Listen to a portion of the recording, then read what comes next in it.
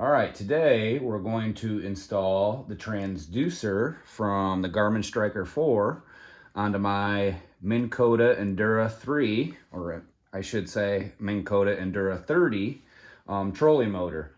And I'm going to install the transducer with the mounting kit that actually comes with the Garmin Striker 4. And first, before we start off, for this job, we're going to need a Phillips head screwdriver. And then we're going to need a 3/8 inch wrench. All right, so to get started, you're going to open up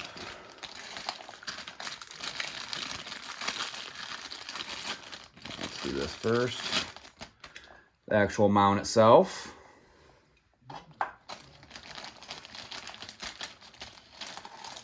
And then here's the plastic clamp that's going to go around the trolley motor and hold the transducer in place on the mount.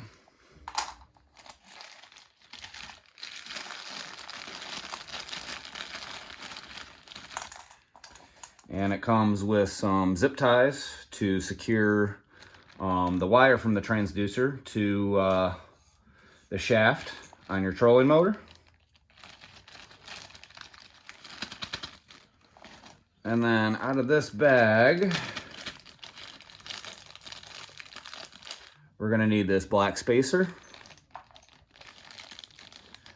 the long machine screw,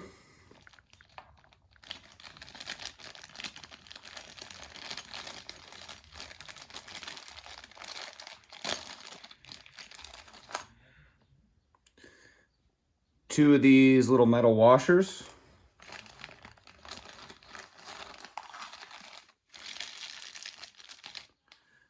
and this big black rubber washer.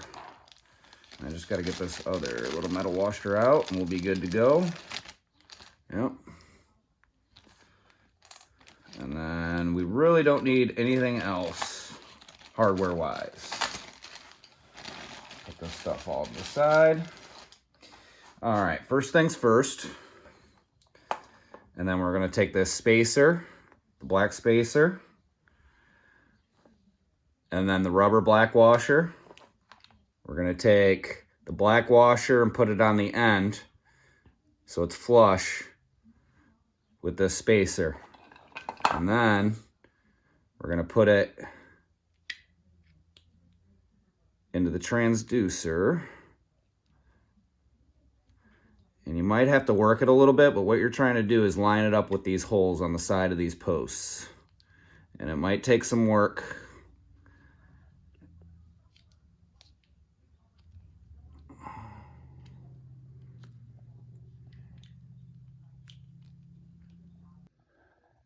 So guys, I seen before I made a mistake.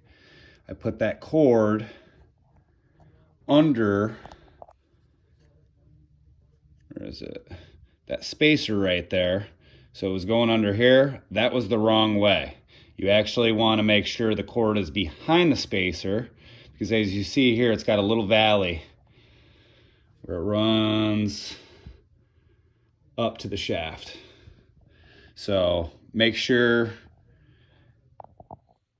you're putting your cord behind the spacer, because otherwise you're going to pinch it down, and we don't want that. And this makes it all nice and tidy, especially with that valley that was made just for it. So it rides right up to the shaft. All right, so now we got that in there. We want to take the mount and put it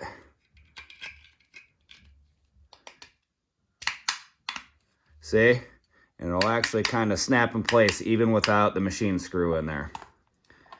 And then we're going to take the machine screw and a metal washer, put it in the one side until it comes out back the other side. And then we're going to need another metal washer. Oh yeah, and I forgot, we actually need a locking nut for the end. That should be in here. So here's the locking nut. And we're gonna put that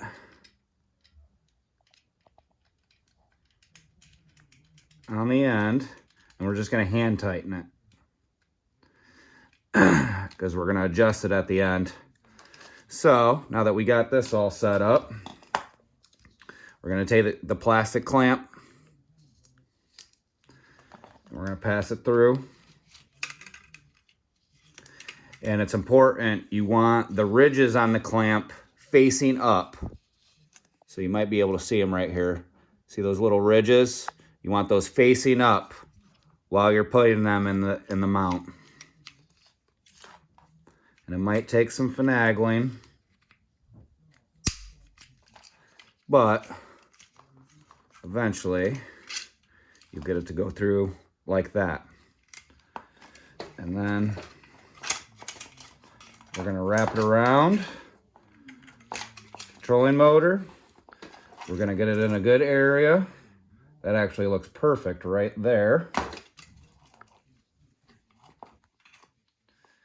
And we're gonna feed it through.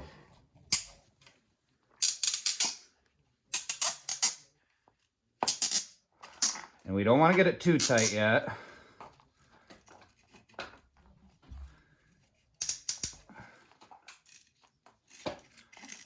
But just enough so it's not going everywhere. And then we're gonna untie the twist tie.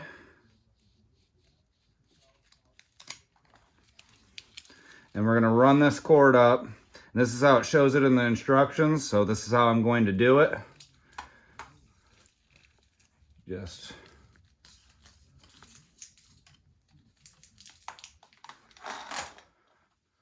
kind of run it down here. And I'm gonna use one of these twist ties to put it into place at the bottom. And we don't want it real tight because they don't want it pinched. This is just to keep it in place.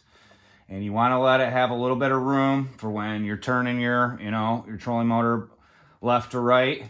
So don't pinch it too much, or don't pinch it at all.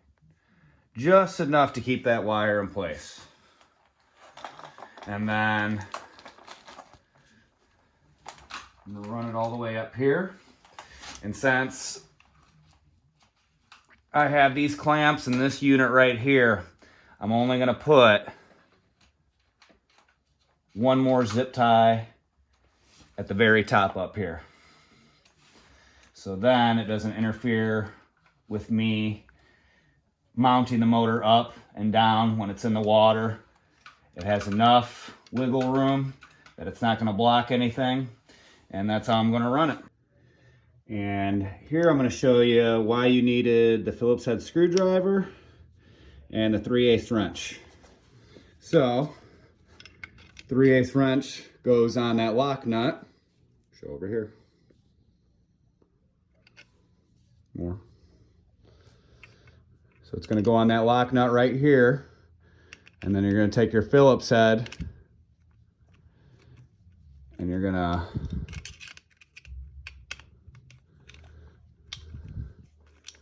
tighten it. So this baby's going nowhere. And just note, you only want to do this when you get the angle right. You want to adjust your transducer, your angle, and make sure it's where you want it before you tighten this up. Because after you tighten this up, you're not going to be able to adjust it anymore. So keep that in mind. But I got mine where I want it.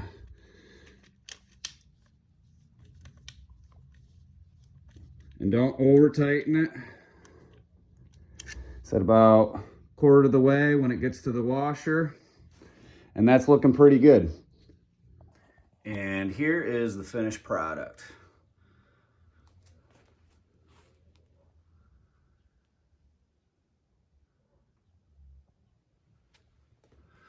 So I know some of you guys are gonna say is my Minn Kota's probably seen better days, but guess what? It's caught me a lot of fish and it's about to catch me even more now.